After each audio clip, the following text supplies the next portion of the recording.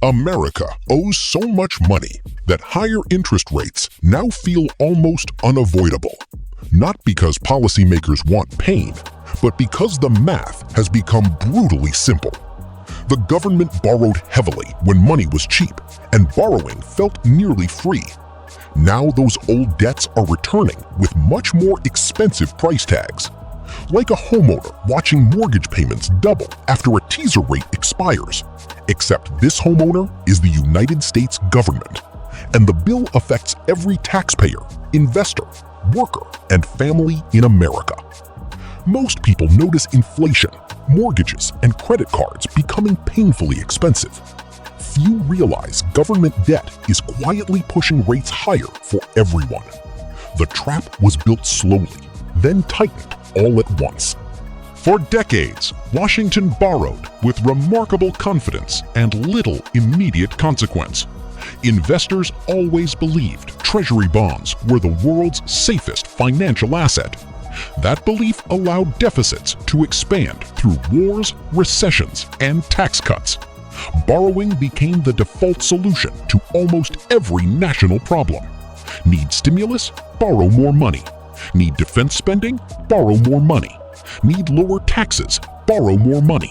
Need student relief? Borrow more money. The debt climbed, but interest costs stayed surprisingly manageable. Then central banks cut rates to historically low levels. After the 2008 financial crisis, rates approached zero for years. Borrowing felt almost magical, like money arrived with no meaningful consequences. Politicians learned a dangerous lesson. Debt seemed cheaper than hard choices. Voters enjoyed benefits while the true costs stayed mostly invisible.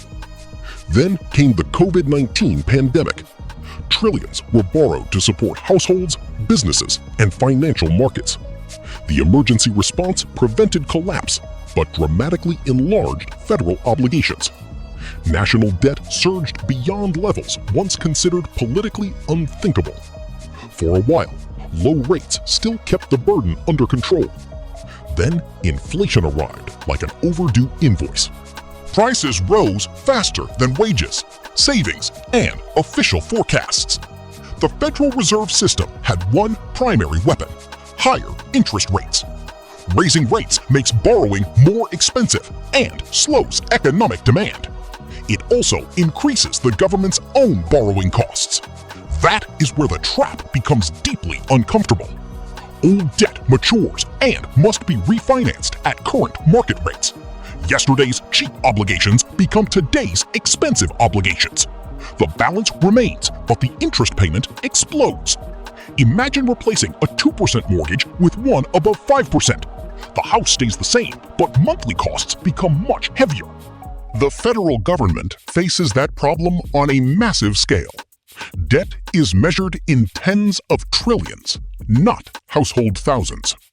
Even small rate increases add enormous annual costs. Hundreds of billions can disappear into interest alone. Interest buys no roads, schools, or aircraft carriers. It simply pays for past borrowing. Money spent on interest cannot fund future priorities. That forces painful trade-offs politicians prefer to avoid. Borrow more, cut spending, or raise taxes. None of those options are politically popular. So markets begin demanding higher yields for growing risk. More debt requires more buyers willing to lend. More supply usually means lower prices and higher returns. Treasury bonds follow the same basic economic principle. When Washington issues more bonds, investors expect better compensation. Better compensation means higher interest rates. Higher rates increase deficits through larger interest payments. Larger deficits require even more borrowing. The cycle begins feeding itself, like a treadmill that quietly increases speed every minute. Investors still trust America, but trust is not infinite. They watch inflation, politics, and fiscal discipline closely. Foreign governments also hold large quantities of Treasury securities. If demand weakens, yields may rise further. Mortgage rates often move alongside Treasury yields, so government debt affects home affordability in ordinary neighborhoods. Corporate borrowing costs rise as well. Businesses delay expansion, hiring, and investment.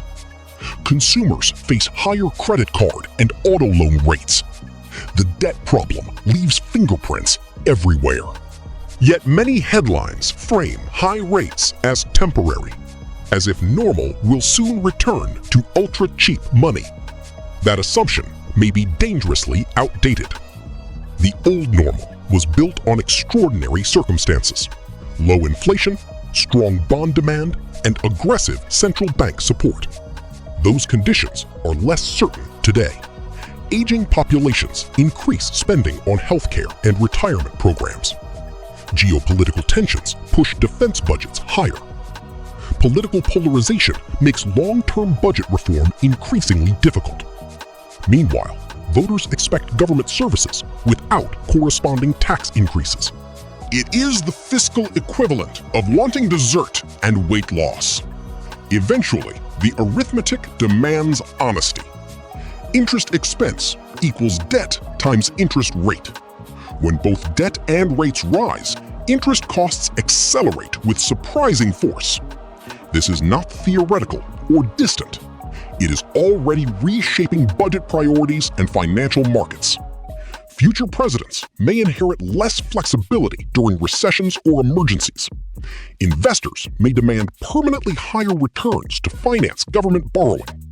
Households may discover expensive money is no longer temporary.